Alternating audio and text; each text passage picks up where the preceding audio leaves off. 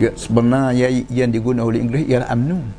Kerana UMNO menyebut agama lain, politik lain yang bercanggah tekan-tekan dengan Islam. Maka timbul balah di antara orang PAS dengan orang UMNO.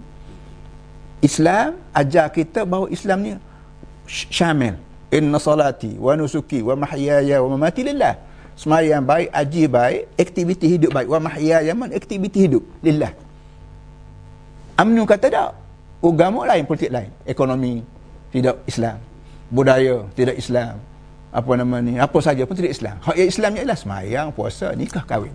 Benda ni menimbulkan perbalahan di antara UMNO. Jadi punca balahnya start daripada UMNO start daripada tanah Melayu ni kena UMNO tahun 46.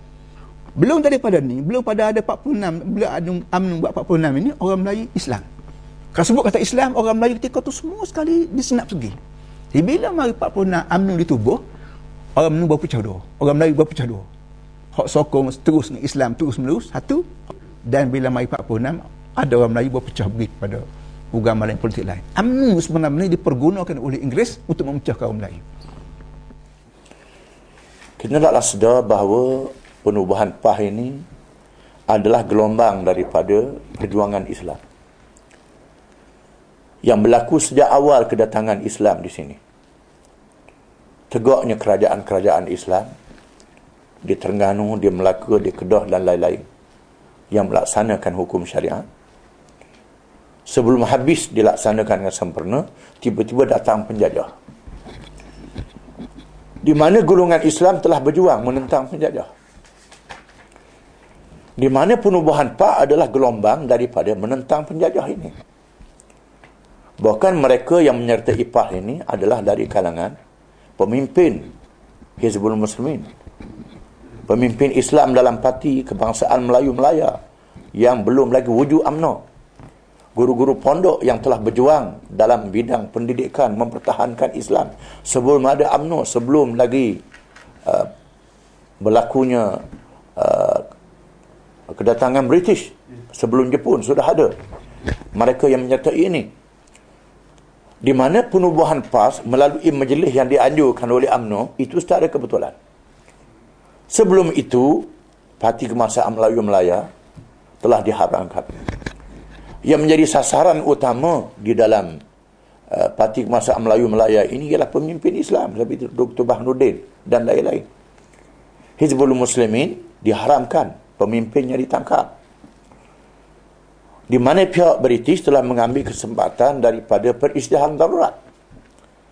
Dalam masa darurat ini, pemimpin-pemimpin Islam ditahan. Di masa darurat ini juga, British membenarkan penubuhan UMNO. Dan pemimpin UMNO dibenarkan bersyarah di seluruh negara. Di sini menunjukkan bahawa pertubuhan yang diilhamkan oleh penjajah adalah UMNO, bukannya PAS. Bukan UMNO didukung oleh pemimpin-pemimpin yang menjadi pegawai kanan kepada kerajaan British. Pemimpin-pemimpin Melayu yang menjadi pegawai British. Ini yang memimpin UMNO. Adapun pemimpin PAS adalah bekas tahanan-tahanan politik. Dalam peristiwa Natrah sebagai contoh yang berlaku tahun 50-an. Apabila pihak Inggeris memaksa seorang gadis Belanda yang masuk Islam, dipaksa supaya menjadi murtad. Di mana berlakunya kebangkitan rakyat menentang siapa yang terlibat dalam penentangan ini ialah pemimpin PAS, Dr. Bahanuddin dan lain-lain. Mereka ditahan oleh British. Pemimpin UMNO pada masa itu bebas. Bahkan di dalam perundingan untuk mencapai kemerdekaan,